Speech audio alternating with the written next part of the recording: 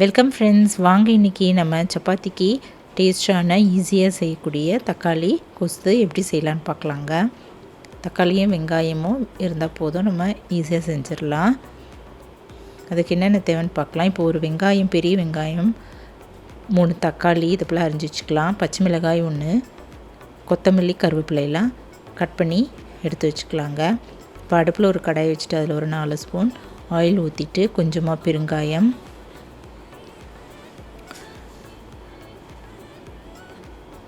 பெருங்காயம் நல்லா பொரிஞ்சதும் கடுகு உளுத்தம்பருப்பு போட்டு நல்லா தாளிச்சிக்கலாங்க. கடுகு ஒரு 1/2 டீஸ்பூன், உளுத்தம்பருப்பு ஒரு 1/2 டீஸ்பூன், கடலைப்பருப்பும் ஒரு 1/2 டீஸ்பூன் போட்டுடலாங்க. இப்போ இதெல்லாம் நல்லா பொரிஞ்சு நல்லா செவந்ததும் எல்லாமே நல்லா செவந்துருச்சு.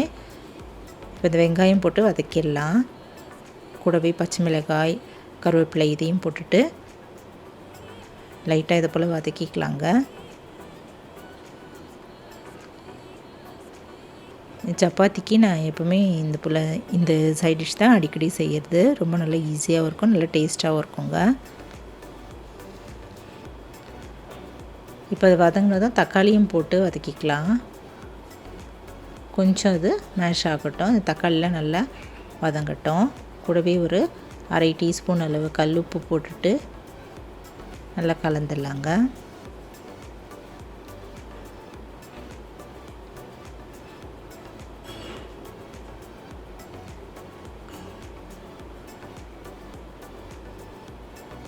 கொஞ்ச நேரம் அப்படியே வதங்கட்டும்.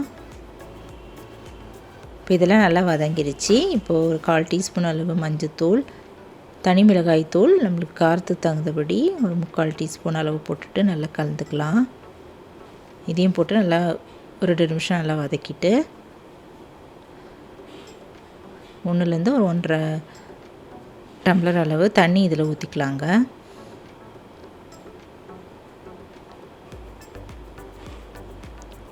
தண்ணி ஊற்றிட்டு கலந்துட்டு மூடி வச்சிடலாம். இது நல்லா கொதிக்கட்டும். மீடியம் ஃப்ளேமில் வச்சு 10 நிமிஷம் நல்லா கொதிக்கிட்டுங்க. அதுக்கு நடுவில் நம்ம 1 ஸ்பூன் 1.5 டீஸ்பூன் அளவு அரிசி மாவு ஒரு கிண்ணத்தில் போட்டு தண்ணி ஊற்றி கரைச்சிக்கலாங்க. அப்புறம் கரைச்சி எடுத்து வச்சிடலாம். இப்போ இந்த வெங்காயம், தக்காளி இதெல்லாம் நல்லா வெந்துருச்சுங்க. நல்லா கொதிச்சிச்சு, பச்சை வாசம் நல்லா கொதிக்க ஆரம்பிச்சிருச்சு. இது கொஞ்சம் தண்ணியாக இருக்கிறதால நம்ம இந்த அரிசி மாவை கடைசியாக சேர்க்குறோம். அது சேர்த்த உடனே அந்த குழப்பு வந்துடும்.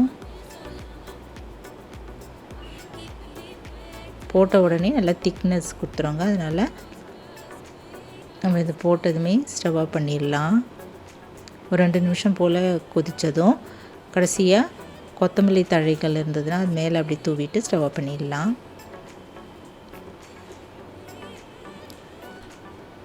காய்கள்லாம் எதுவுமே இல்லாமல் நம்ம தக்காளி வெங்காயம் மட்டும் இருந்தால் போதுங்க. டக்குன்னு இது செஞ்சிடலாம்.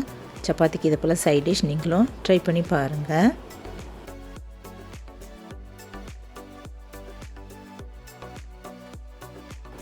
இந்த வீடியோ பிடிச்சதுன்னா என்னுடைய சேனலான குக்கிங் வித் சித்ரா அன்பு சேனலில் சப்ஸ்கிரைப் பண்ணிக்கோங்க. தேங்க்ஸ் ஃபார் வாட்சிங். நம்ம அடுத்த வீடியோவில் பார்க்கலாம். நன்றி, வணக்கம்.